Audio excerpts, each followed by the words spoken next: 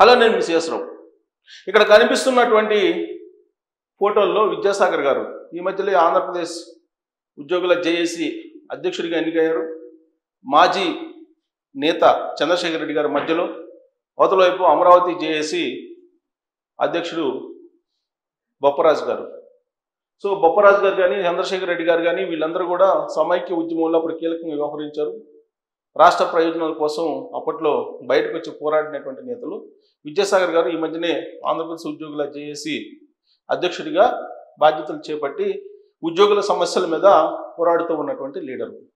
అయితే వీళ్ళ ఫోటోలు పెట్టి నేను ఎందుకు ప్రత్యేకంగా ప్రస్తావన చేస్తున్నానంటే, ఉద్యోగ సంఘ నేతలు ఒక్కొక్కరు ఒక్కొక్క పార్టీ తరఫున ఇప్పుడు ఉన్నారు. ఆయా పార్టీలను భుజాన వేసుకుంటున్నారు. ప్రస్తుతం చంద్రశేఖర్ రెడ్డి గారు ఆంధ్రప్రదేశ్ ప్రభుత్వ ఉద్యోగులు పెన్షనర్లు సంబంధించినటువంటి నేత గతంలో.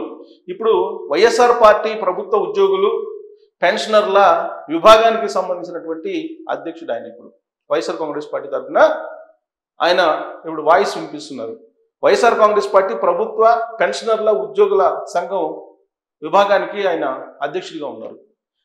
మరి పార్టీలు ఎప్పుడైనా ప్రభుత్వ ఉద్యోగులకు సంబంధించి ఓ విభాగాన్ని పెట్టుకుంటారని అంటే వైఎస్ఆర్ కాంగ్రెస్ పార్టీ పెట్టింది. ఆ విభాగాన్ని ఆయన నడిపిస్తున్నారు చంద్రశేఖర్ రెడ్డి గారు. ఆయన ఏం చెప్తున్నారంటే, ఈ ప్రభుత్వం ఉద్యోగుల పట్ల కర్కశంగా వ్యవహరిస్తుంది అనేటువంటి ఆరోపణలు చేస్తూ ఉన్నారు చంద్రశేఖర్ రెడ్డి గారు. వైఎస్ఆర్ కాంగ్రెస్ పార్టీ 2019 నుంచి 2024 వరకు అధికారంలో ఉంది. ఆ తర్వాత కూటమి ప్రభుత్వం వచ్చింది. అప్పటి వరకు ఉద్యోగులకు ఉన్నటువంటి బకాయిలు ఈ ప్రభుత్వం చెప్తున్న దాని ప్రకారం, అలాగే ఉద్యోగ సంఘ నేతలు చెప్తున్న దాని ప్రకారం 22,000 కోట్లు. 22,000 కోట్లు. దీనిలో 6,500 కోట్ల రూపాయల బకాయిలు ఈ ప్రభుత్వం కూటమి ప్రభుత్వం వచ్చిన తర్వాత ఇచ్చేశారు, అకౌంట్లో వేశారు ఈ మధ్య కాలంలోనే. మళ్ళా ఇంకొక 6,500 కోట్లు వేయడానికి కూడా ఫైల్ తయారయ్యింది, ఇంకా క్లియర్ కాలేదు. ఇది ప్రభుత్వ వర్గాల నుంచి వినిపిస్తున్నటువంటి ఇన్ఫర్మేషన్. సో ఈ 6,500 కోట్లు చూస్తే కనుక సుమారుగా ఇంకా 15,500 కోట్ల వరకు ఉండొచ్చు సుమారుగా. అంటే కొంచెం అటు ఇటుగా 500 తీసేస్తే 15,500 లేదా 15,000 కోట్లు వేసుకోండి. ఈ 15,000 కోట్లు వేసుకోవచ్చు సుమారుగా. రమారమి వీళ్ళు చెప్తున్నటువంటి ఫిగర్స్ అటు ఇటుగా ఉన్నాయి. సో 15,000 కోట్లు బాకీ ఉంది. అయితే ఆర్థిక శాఖ మంత్రి ఏం చెప్తున్నారు, పయ్యావుల కేశవ్ గారు అసెంబ్లీలో రీసెంట్గా ఏం చెప్పారు, 11వ పిఆర్సీ బకాయిలు కానీ లేదా అంతకుముందు ఉన్నటువంటి డిఎల్కి సంబంధించి పెండింగ్ బకాయిలు కానీ ఇవన్నీ కలిపి 12,000 కోట్ల రూపాయలు బకాయిలు ఉన్నాయి. ఈ 12,000 కోట్ల రూపాయలని ఇవ్వడానికి మేము సిద్ధంగా ఉన్నాం, ఇస్తాము. ప్రస్తుతం రాష్ట్ర ఆర్థిక పరిస్థితి బాగలేదు, విడతల వారీగా ఇస్తామని చెప్పి అసెంబ్లీలో చెప్పారు. ఈ మాట అసెంబ్లీలో చెప్పారు. ఎవరు? పయ్యావుల కేశవ్, ఆర్థిక శాఖ మంత్రి.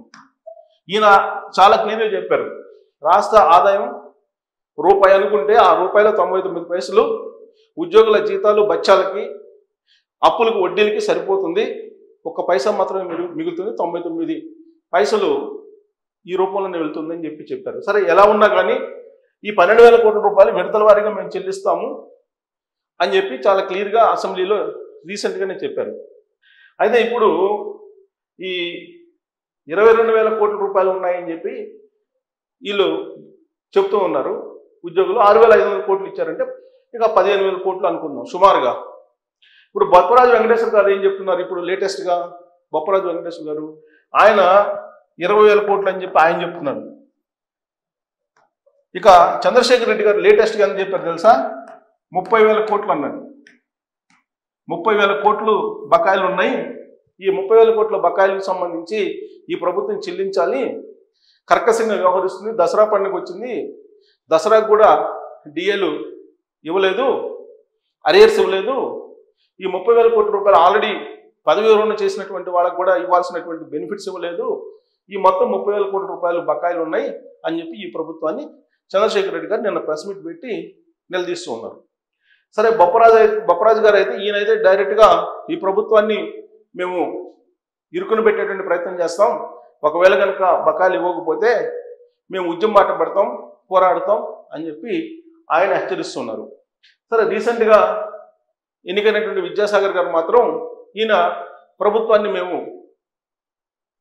వెళ్ళి కలుస్తాం, మాట్లాడతాం, చర్చిస్తాం, బకాయిలతో పాటు డిఎల్ కానీ లేదంటే పిఆర్సీకి సంబంధించి 12వ పిఆర్సీ కమిషన్ వేయటంలో కానీ వీటన్నిటి మీద మాట్లాడతామని చెప్పి ఆయన చెప్తూ ఉన్నారు. ఖచ్చితంగా మాట్లాడతాము, ప్రభుత్వంతో నెగోషియేషన్ జరుగుతుందని చెప్పి ఆయన చెప్తున్నారు. సో ఇలా ముగ్గురు 3 రకాలుగా చెప్తున్నారు. అలాగే 3 రకాలుగా ఈ పెండింగ్ బకాయిలను కూడా చెప్తున్నారు. మనం ప్రయావల్ కేసు గారు చెప్తుంది క్రిటికల్గా తీసుకుందామా, చంద్రశేఖర్ రెడ్డి గారు చెప్తున్నట్టు 30,000 కోట్లు తీసుకుందామా, లేదంటే ఈయన చెప్తున్నటువంటి 20,000 కోట్ల రూపాయలు తీసుకుందామా, లేదంటే 22,000 కోట్లు అని చెప్పి కొందరు చెప్తున్నారు అవి తీసుకుందామా? ఒకవేళ 22,000 కోట్లు తీసుకున్న 6,500 కోట్లు పోతే 15,000 కోట్లే కదా ఉండేది. అసలు ఎన్ని కోట్లు బకాయి ఉంది ప్రభుత్వ ఉద్యోగులకి అనేది అసలు ఇతిమిద్దంగా ఆ ఉద్యోగ సంఘం నేతలకే తెలియట్లా.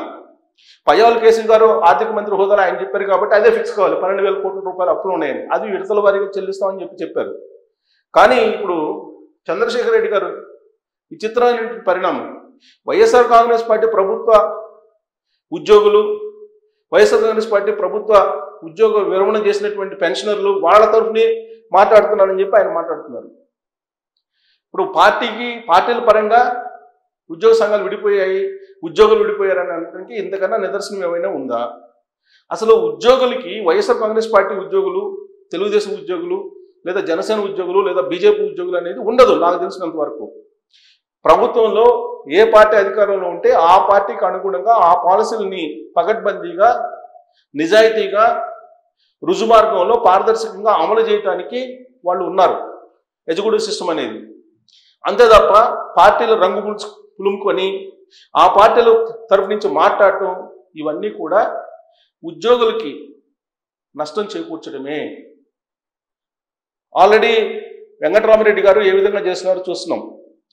వెంకటరామరెడ్డి గారిని ఎలక్షన్ కమిషన్ సస్పెండ్ చేసింది, అయినప్పటికీ ఆయన ఏమాత్రం తగ్గట్లేదు. ఇప్పుడున్నటువంటి ప్రభుత్వంలో ఉండేటువంటి కొంతమంది ఉద్యోగుల్ని ఆయన కాంట్రాక్ట్లో తీసుకొని ఈ ప్రభుత్వాన్ని ఇరుకుని పెట్టేటువంటి ప్రయత్నం చేస్తూ కొన్ని రహస్య మీటింగులు పెడుతున్నారు అనేది కూడా ఆయన మీద ఉన్నటువంటి ఆరోపణ.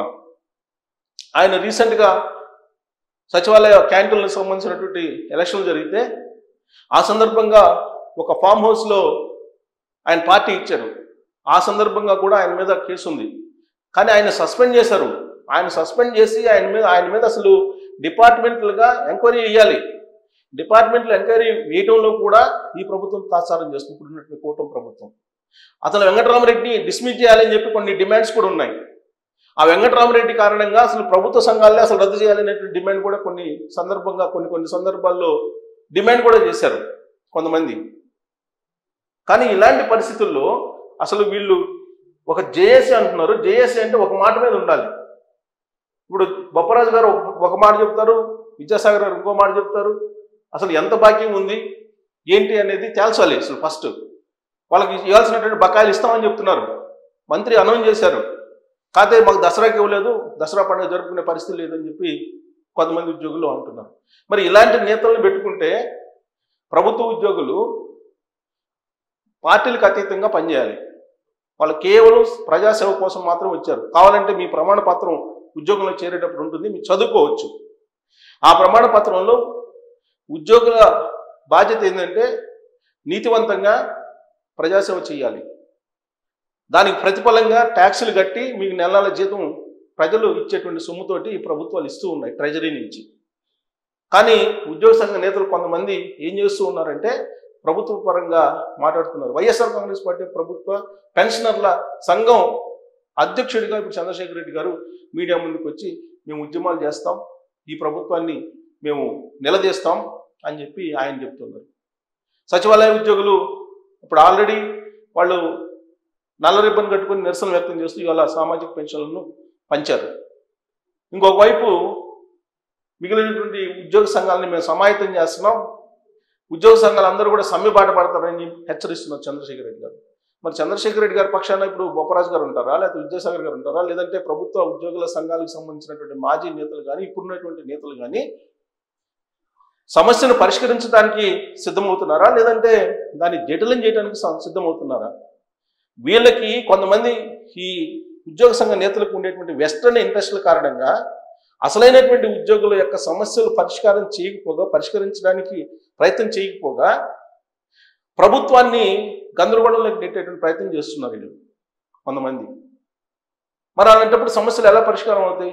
సమస్యల పరిష్కారానికి సమ్మె ఒకటే మార్గం కాదు. సమ్మె చేశారు గత ప్రభుత్వంలో. మరి ఇదే చంద్రశేఖర్ రెడ్డి గారు అప్పుడు కీలకంగా ఉన్నారు, అదే వెంకటరామరెడ్డి గారు కీలకంగా ఉన్నారు వైఎస్ఆర్ కాంగ్రెస్ పార్టీలో. నేరుగా జగన్మోహన్ రెడ్డి గారి దగ్గరికి వెళ్ళేటువంటి స్వేచ్ఛ, ఆ సాన్నిహిత్యం ఉన్నటువంటి లీడర్లు. మరి ఎందుకు ఆ రోజున 22,000 కోట్ల రూపాయల బకాయి ఉంది, 1వ తారీఖున జీతాలు ఎందుకు ఇవ్వలేదని చెప్పి ఎందుకు అడగలేకపోయారు ఈ లీడర్లు? కాబట్టి ఉద్యోగులు ఆలోచించాలి. ఈ లీడర్లు, ఉద్యోగ సంఘ నేతలు ఏం చేస్తున్నారు, వీళ్ళు చేయాల్సింది ఏంటి, వీళ్ళు సమస్యని జటిలం చేస్తున్నారా లేదంటే సమస్యను పరిష్కరించి తీసుకువెళ్తున్నారా అనే దాని మీద ఖచ్చితంగా ఉద్యోగులు ఆలోచించాల్సిన సమయం ఆసన్నమయ్యింది అని చెప్పి చాలా మంది భావిస్తున్నారు. మరి ఉద్యోగ సంఘ నేతలు తప్పు ఉందా మీ సమస్యలను పరిష్కరించడంలో, లేదంటే ప్రభుత్వం తప్పు ఉందా అనే దాని మీద మీరు కామెంట్ చేయొచ్చు. Thank you.